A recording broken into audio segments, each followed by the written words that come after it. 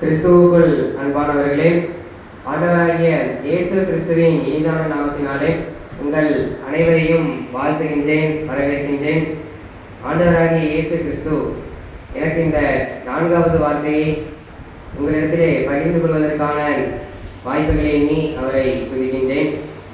இயேசு சிலுவையில் சொன்ன 4வது வார்த்தை மத்தேயு 27ஆம் அதிகாரம் 45ஆம் வசனம் 46ஆம் வசனத்தை ஒருவர் வாசிக்க கேட்போம். மத்தேயு 27ஆம் அதிகாரம் 45, 46.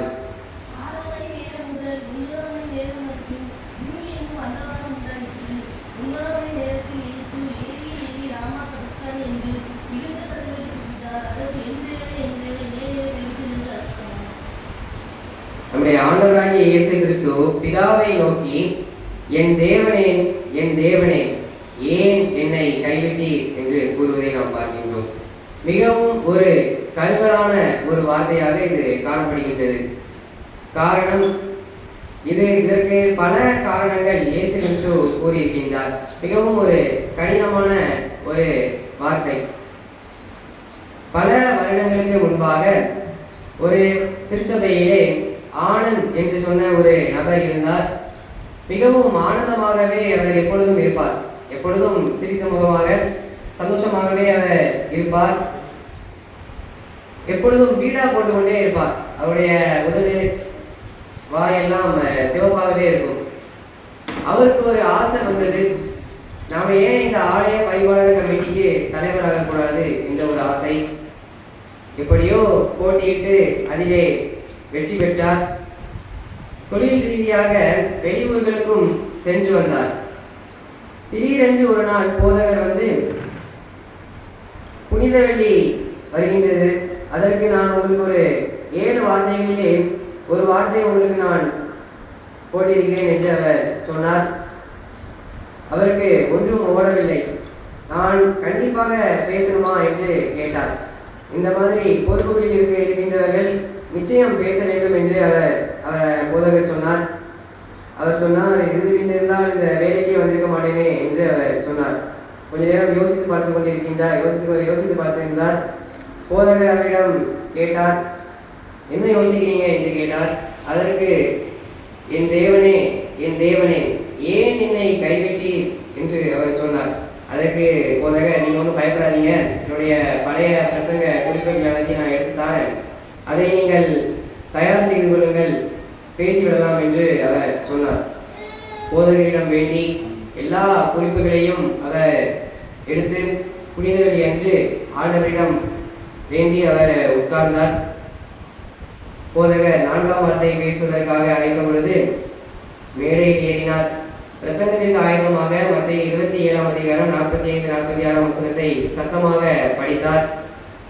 அதை படித்த பின்பு அவருடைய நாவு மேலுதடுகளோடு ஒட்டி கொண்டது. அதற்கு பின்பு அவருக்கு ஒரு வார்த்தை கூட அவர் வாயிலிருந்து வரவில்லை. அவர் சபையாரை பார்த்து கண்ணீர் வடித்தார். சபையார் அவரை பார்த்து கண்ணீர் வடித்தார்கள். ஒரு 5 நிமிடம் மாத்திரம் அதிலே சும்மாவே நின்று கொண்டு பைபிளை மூடி இருக்கையில் வந்து அமர்ந்து கொண்டார். போதகர் அவரிடம் சென்று, ஐயா, பிரசங்கம் எல்லாம் முடிந்து விட்டதா? தேவன் கைவிட்டு விட்டார் என்று சொல்லி போதகர் மேடையில் ஏறி, இப்பொழுது 5ஆம் வார்த்தையை பேசுவதற்காக நம்முடைய ஜேசுதாசன் அவர்கள் முன்பாக வருவார்கள் என்று அவர் கூறினார். ஜேசுதாசன் அவர்கள் முன்னாள் ஆலய பரிபாலன கமிட்டி தலைவர்.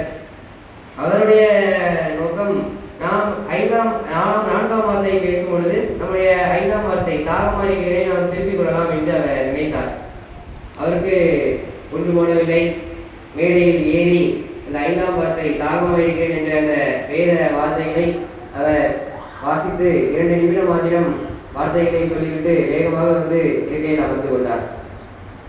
போதகர் 6ஆம் வார்த்தை பேசுவதற்காக இப்பொழுது நம்முடைய ஏசாயா அவர்கள் முன்பாக வருவார்கள் என்று சொன்ன பொழுது தேவன் அவரையும் கைவிட்டார். சரி, போதகர் கடைசியாக சொன்னார், இப்பொழுது நம்முடைய 7ஆம் வார்த்தைக்காக நம்முடைய குந்துராவ் அவர்கள் முன்பாக வருவார்கள் என்று சொன்ன பொழுது சொல்ல குந்துராவ் ஆலய காணவில்லை. உடனே போதகர் அந்த ஆலய செக்ஷன் அவரை கூப்பிட்டு எங்கே என்று கேட்ட பொழுது அந்த ஆலய செக்ஷன் சொன்னார், 5ஆம் வார்த்தை தாகமாக இருக்கிறேன். ஜேசுதாசன் அவர் மைக்கிலே திறரும் பொழுதே அவர் தாகமாக இருக்கிறேன், தண்ணீர் குடித்துக் கொண்டு வருகின்றேன் என்று வீட்டுக்கு போனவர் தான் இன்னும் வரவில்லை என்று சொன்னார். பாருங்கள், பல வருடங்களுக்கு முன்பாக நடந்த ஒரு சம்பவம். தேவன் கைவிட்டு விட்டார். அனைத்தையும் படைத்தவர், அண்ட சராசரங்களையும் படைத்தவர், ஒன்றுமில்லாமல் இருந்த சகலத்தையும் அவர் உண்டாக்கினவர், தண்ணீரை திராட்சரசமாக மாற்றினவர், குஷ்டரோகிகளை குணமாக்கினவர். இப்பொழுது தனித்து கதறுகிறார், என் தேவனே, என் தேவனே, ஏன் என்னை கைவிட்டீர் என்று அவர் கதறுவதை நாம் பார்க்கின்றோம். இன்றைய ஒரு காரணத்தை நாம் தியானிப்போம். கைவிடப்பட்ட கிறிஸ்து என்ற தலைப்பிலே சங்கீதம் 22ஆம் அதிகாரம் 1ஆம் வசனம். சங்கீதம் 22ஆம் அதிகாரம் 1ஆம் வசனம்.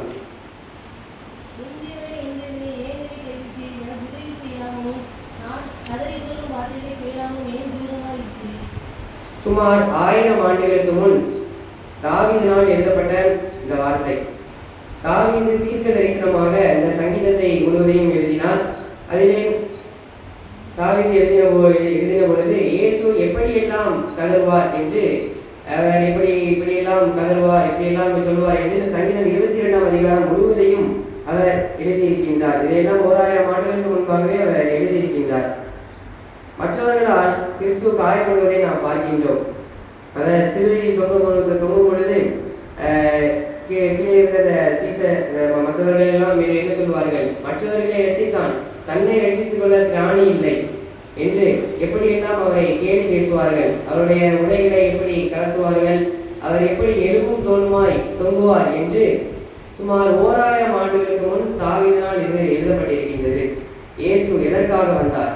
அவர் ஏன் அப்படி முதலில் சொன்னார்? நம்முடைய சீஷர்கள் அறிந்து கொள்வதற்காக, நம்முடைய மேசியா இவர்தான் என்று நம்பிய சீஷர்கள் எல்லாம் அறிந்து கொள்வதற்காகவே அவர் அப்படி சொன்னார்.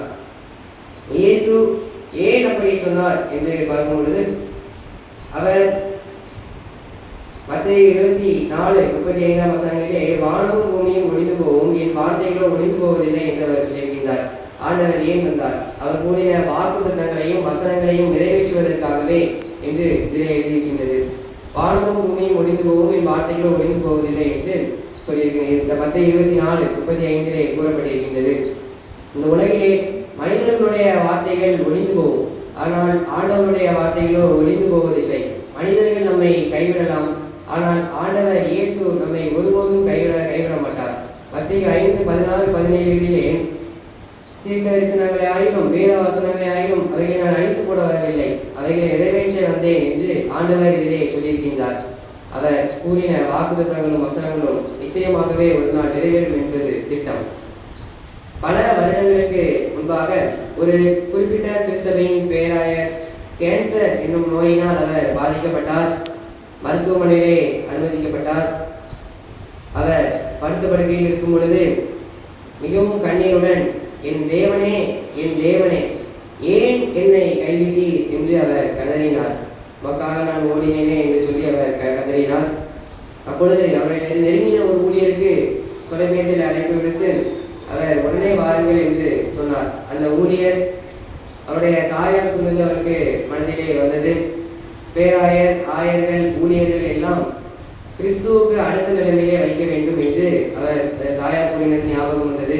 அவர் ஓடோடி சென்று பார்த்தார்.